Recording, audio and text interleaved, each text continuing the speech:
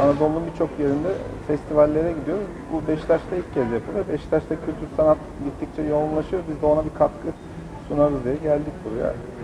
İlk kez yapılmasına rağmen gelecekte burada bu tür festivallerin olumlu geçeceğinin göstergelerini görüyoruz. Her tür kitap, eskiye dair belgeler, kitap dışında da ürünler satılıyor. Plaklar, eski biletler, kartpostallar, eski hisse senetleri, gazeteler, sinema afişleri, eskiye dair her şey satılıyor.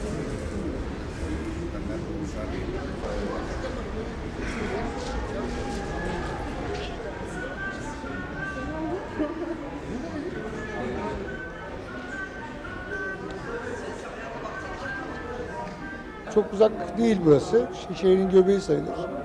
İnsanlar geliyorlar. Hemen işte çevre okullardan. Daha çok gençler şu sıra buraya uğruyorlar.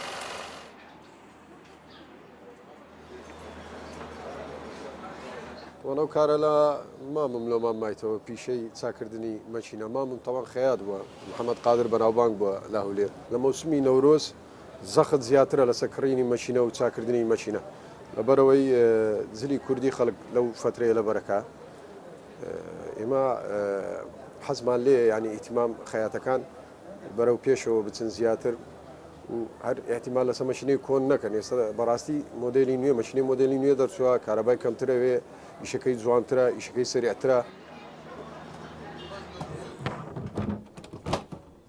شيتي أوان. ولا كذا شراتي ما على أساس ماشيني درماني بكرمي خياتي لماري إيش خياتي بيده كان أو زهات ما كان حادث في ماشيناش ما تيك سوا ماشينة لبرا وستاجي باش ولا ميجا قديمة للا.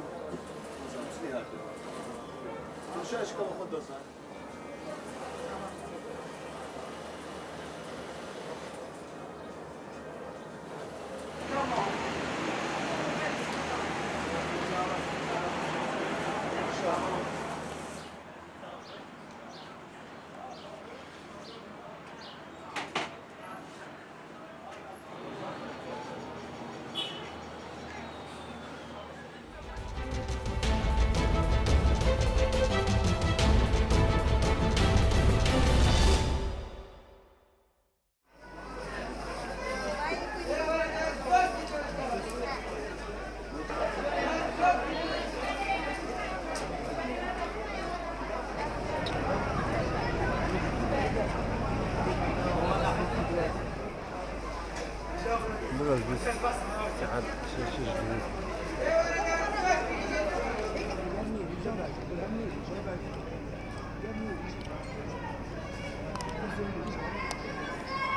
خودی نوکه بازار نمک زمستانی هر ساله بس بابت بازاری سر گیزه سر توفکه گل بروجیه سر اکدن هجیر همه جاتشته کردواریه برای بتری اوت اتفرده بس مهم اکد بجن جو آرام نینه کیم تتفرده بس هر گیزه همه جا هجیره توفکه اوتشته کردواری نوکه دفمت اتفرده بازار بگرمه حالیا